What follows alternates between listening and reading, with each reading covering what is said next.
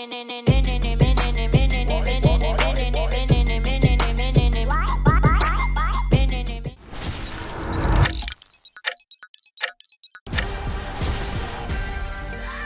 attempting to record on 4th of July night, so we'll see. I've had the FX3 for about 2 months now, and there are a lot of things that I love about this camera, and a few things that I dislike. But today we're going to talk about my favorite feature recently, and that's that it can shoot up to 120 frames per second in 4K. And here are 3 reasons why I've been using it so much, and why you should give it a try to improve your videos. Reason number 1, slow motion footage.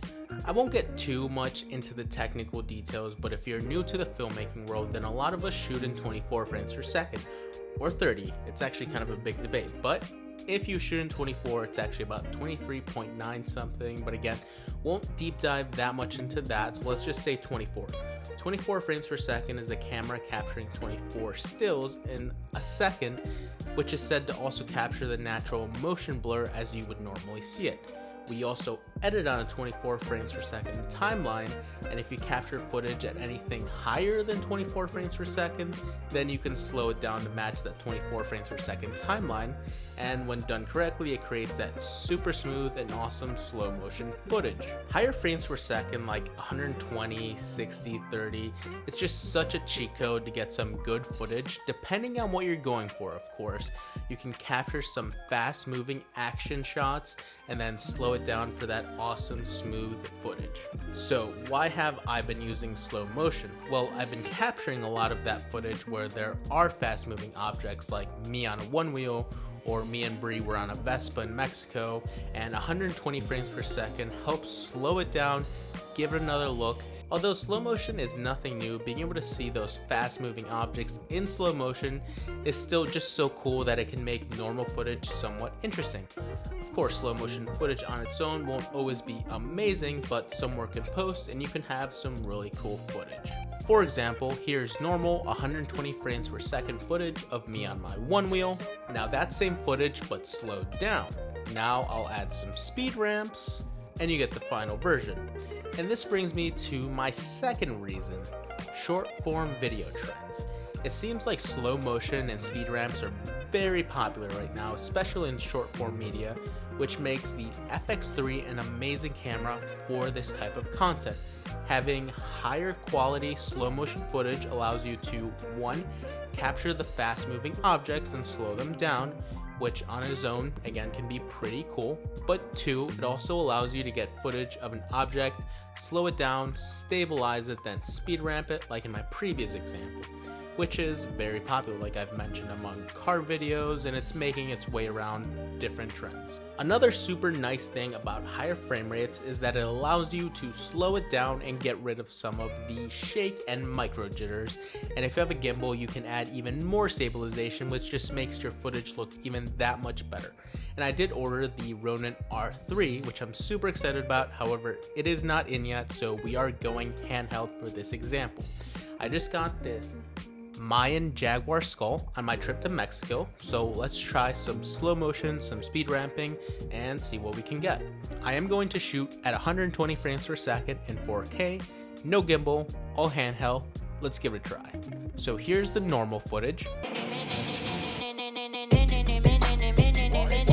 Here's some footage in slow motion.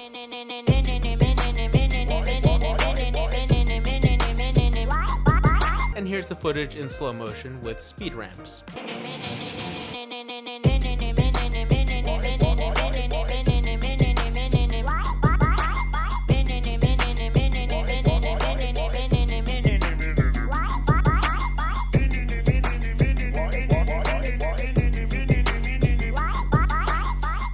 I think this looks solid and sharp in 4K, which leads me to my third reason.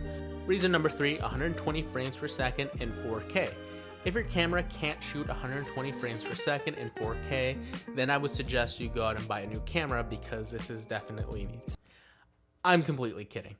Most of the time, especially if it's for YouTube, the YouTube compression will make sure that you can't even tell. And if it's for client work, then I would definitely just make sure that the lower resolution footage doesn't stand out in a bad way, but most of the time, it won't even be noticed. Don't get me wrong, if you have the option, take advantage of it, shoot in that higher resolution. Higher quality is typically the better option unless you're going for a Super 8 retro look, then resolution won't matter as much.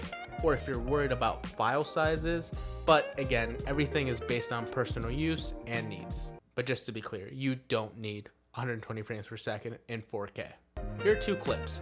One is shot with the FX3 at 120 frames per second, 4K, no picture profile at 35mm with the Sony 24-105. The second is the A7C, 120 frames per second, HD, no picture profile, 35mm with the Zeiss 16-35.